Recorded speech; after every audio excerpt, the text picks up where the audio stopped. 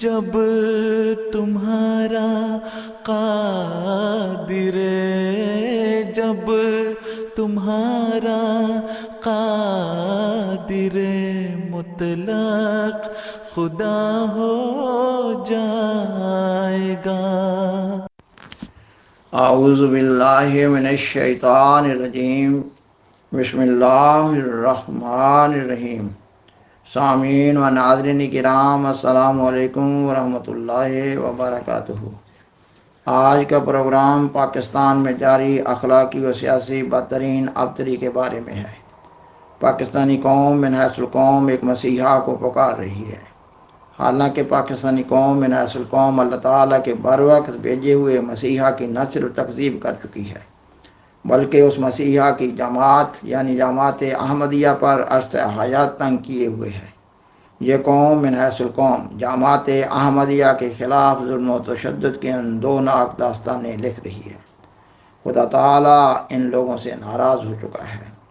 Programme کو آگے بڑھانے سے قبل درخواست ہے کہ اگر آپ کو یہ پروگرام پسند آئے تو اسے لائک کریں، اپنے دوستوں اور فیملی ممبر سے شیئر کریں، اور حاضرہ کرم اس چینل کو سبسکرائب کریں۔ جزاکم اللہ تعالی احسن الجزا۔ سامعین و ناظرین کرام، خاکسار پاکستان میں جاری موجودہ اخلاقی و سیاسی بدترین ابتری کے بارے میں پروگرام پیش کر رہا ہے۔ یہ کہ پاکستانی قوم من حیث القوم ایک مسیحا کو پکار رہی ہے، جبکہ حقیقت یہ ہے کہ پاکستانی قوم من حیث القوم اللہ تعالیٰ کے بر وقت بھیجے ہوئے مسیحا کی تکذیب کر کے اللہ تعالیٰ کے غضب کے نیچے ہے۔ خاکسار کی یہ بات بلا دلیل نہ ہے۔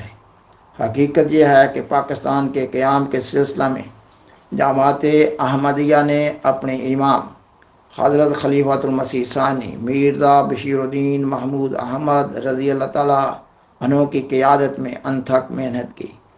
سیدنا حضرت خلیفۃ المسیح تحریک آزادی ہندوستان کے سلسلہ میں اس وقت کی مسلم لیگ جماعت کے مقتدر لیڈران کی، بالخصوص قائد اعظم محمد علی جناح رحمہ اللہ کی نہ صرف جماعتی رنگ میں ہر طرح مطلوبہ امداد کرتے رہے، بلکہ قدم قدم پر ان کو مناسب حالات مشورے بھی دیتے رہے۔ ایک وقت میں قائد اعظم محمد علی جناح اپنے غیر تربیت یافتہ ساتھیوں سے دل برداشتہ ہو کر انگلینڈ میں جا بسے، اور پھر حضرت امام جماعت احمدیہ کی کوششوں سے وہ واپس ہندوستان آئے۔ حضرت امام جماعت احمدیہ قائد اعظم محمد علی جناح کی انگلینڈ سے ہندوستان واپسی پر ان کی حسب سابق نہ صرف خصوصی امداد کرتے رہے، بلکہ اپنے مخلص احباب بالخصوص حضرت سر چودھری محمد ظفر اللہ خان صاحب رضی اللہ تعالیٰ عنہ کے ذریعہ ان کو مناسب حالات مشورے بھی دیتے رہے، اور آپ مسلم لیگ کے اجلاس عام و خاص میں تشریف لے جا کر مسلم لیگ کے مقتدر رہنماؤں کو اپنی قیمتی نصائح سے بھی نوازتے رہے۔ ان دنوں آپ اپنی جماعت میں اپنی تقاریر اور خطبات جمعہ میں بھی ہندوستان کی آزادی کی بات کیا کرتے تھے، اور پھر یہ تقاریر و خطبات اخبارات و رسائل میں بھی شائع ہو جاتی تھیں۔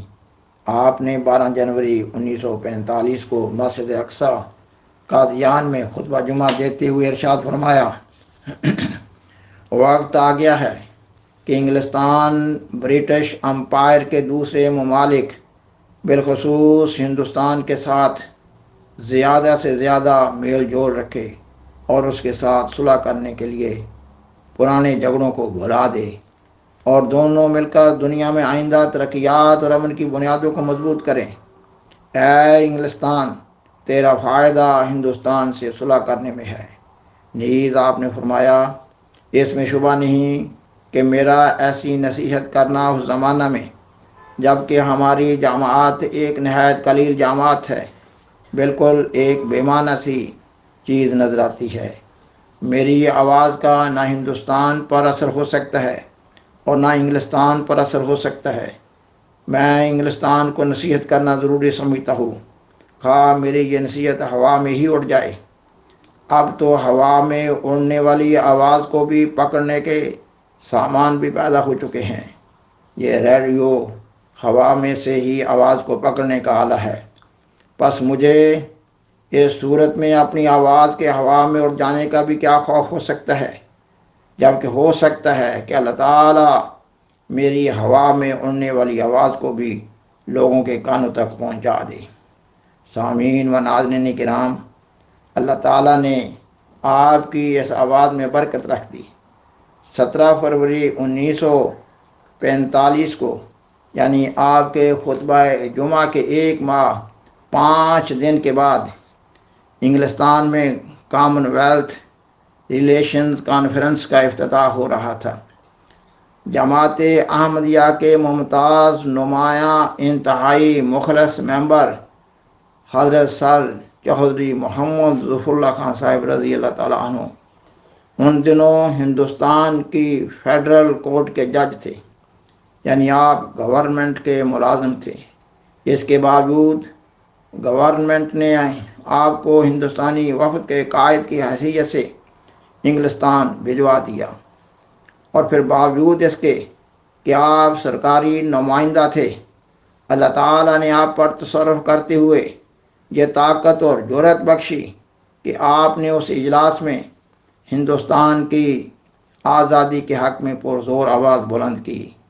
آپ نے جنگ عظیم دوم میں ہندوستان کی قربانیوں کے ذکر میں فرمایا، ہندوستان کو اپنے حصول مقصد سے زیادہ دیر تک روکا نہیں جا سکتا۔ ہندوستان نے برطانوی قوموں کی آبادی کی حفاظت کے لیے 25 لاکھ فوج میدان میں بھیجی ہے، مگر وہ اپنی آزادی کے لیے دوسروں سے بھیک مانگ رہا ہے۔ آپ کی اس تقریر نے نہ صرف اس اجلاس کے اندر نہ صرف ہندوستان میں بلکہ ساری دنیا میں ایک تہلکہ مچا دیا، یہ کہ ایک ہندوستانی ہو کر برٹش گورنمنٹ کا ایک شہری ہوتے ہوئے سلطنت برطانیہ کے ایوانوں میں اس طرح جرأت سے بھی بات ہو سکتی ہے۔ آپ کی اس تقریر پر ہندوستان کے اخبارات میں کثرت سے تبصرے لکھے گئے۔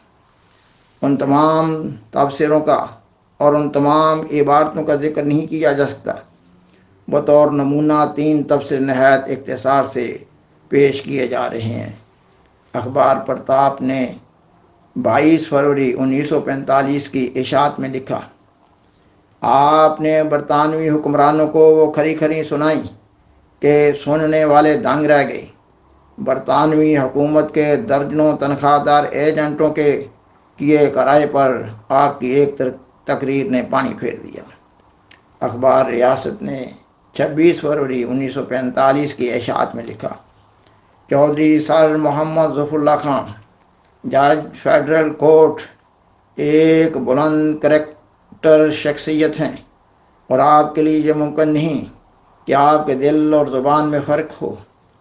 آپ نے برطانیہ کو مخاطب کرتے ہوئے کہا، ہندوستان کی آزادی کی خواہش کو اب نہیں دبایا جا سکتا۔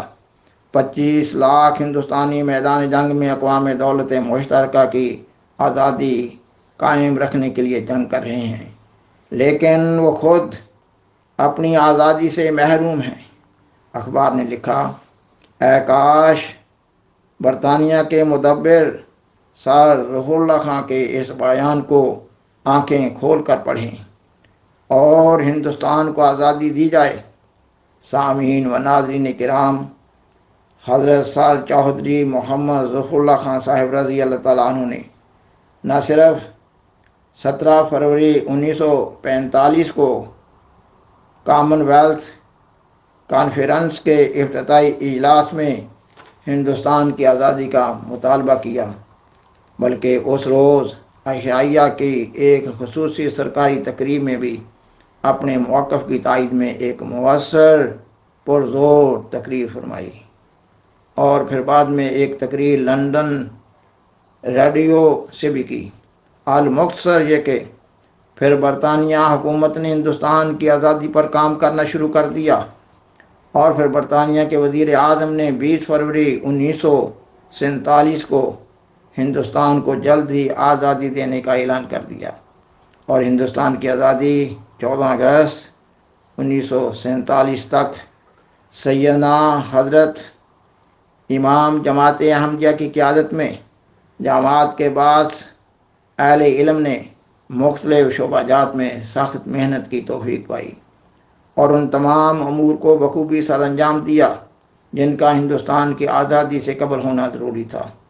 سامعین و ناظرین کرام، نام نہاد علماء کیونکہ جماعت احمدیہ سے مذہبی نقطہ نظر سے شدید نفرت کرتے ہیں اور وہ جماعت احمدیہ کی قوت علم و خلوص و انتظام سے خائف تھے، اس لیے قائد اعظم محمد علی جناح کی وفات کے فوراً بعد ان نام نہاد علماء نے جماعت احمدیہ کی عزت و وقار اور ساکھ کو نقصان پہنچانے کے لیے ایک مذموم مہم کا آغاز کر دیا۔ پاکستان کے اکثر عوام کو مذہب کا حقیقی علم نہ ہے اور وہ نام نہاد علماء کے غلط پروپیگنڈے سے بہت جلد متاثر ہو جاتے ہیں، اور پھر نام نہاد علماء نے اپنے ساتھ عوام کو ملا کر کرپٹ سیاستدانوں کو بلیک میل کرنا شروع کر دیا، اور پھر کرپٹ سیاستدان اپنے سیاسی مفادات کے لیے نام نہاد علماء سے بلیک میل ہوتے رہے۔ 1953 میں نام نہاد علماء نے مفاد پرست سیاستدانوں کے ساتھ مل کر جماعت احمدیہ کے خلاف ایک منظم مضموم مہم چلائی، اور پھر ذوالفقار علی بھٹو نے 1974 میں پاکستان میں جماعت احمدیہ کے عزت و وقار اور ساکھ اور اثر کو دیکھتے ہوئے مولویوں کے ذریعہ جماعت احمدیہ کے خلاف ایک نفرت انگیز مہم کا آغاز کیا اور جماعت احمدیہ کو غیر مسلم اقلیت قرار دینے کا مطالبہ کیا، جو کسی طرح بھی جائز نہ تھا۔ مذہب کا تعلق اللہ تعالیٰ اور اس کے بندے کے درمیان ہے، اور پھر جب پاکستان بن رہا تھا تو جماعت احمدیہ بحیثیت مسلم اس تحریک آزادی کا حصہ تھی، اور قائد اعظم کی زندگی میں ایسی کوئی آواز نہ اٹھائی گئی۔ الغرض بھٹو حکومت کے جماعت احمدیہ کے خلاف ظلم و تشدد کا اس وقت احاطہ نہیں کیا جا سکتا۔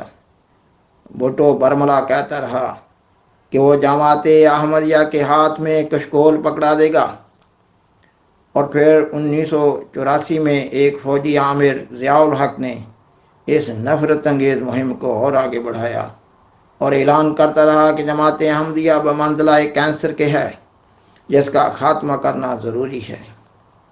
اور پھر ضیاء الحق کے بعد نام نہاد علماء ہر آنے والی حکومت کو جماعت احمدیہ کے نام پر بلیک میل کر رہے ہوتے ہیں۔ جماعت احمدیہ کے خلاف ظلم و تشدد کے نتیجہ میں اللہ تعالیٰ کا بھی اہل پاکستان پر بالخصوص ذمہ داران پر ناراضگی کا اظہار ہو رہا ہے، کیونکہ بندوں کے فعل پر اللہ تعالیٰ کا فعل بھی صادر ہوتا ہے۔ بھٹو نے اعلان کیا تھا کہ وہ جماعت احمدیہ کے ہاتھ میں کشکول پکڑا دے گا، اور بھٹو حکومت کے دور میں ہی غیر ملکی قرضوں کا رواج اور رجحان پیدا ہوا، اور آج اعلان کیا جا رہا ہے کہ پاکستان دیوالیہ ہونے جا رہا ہے۔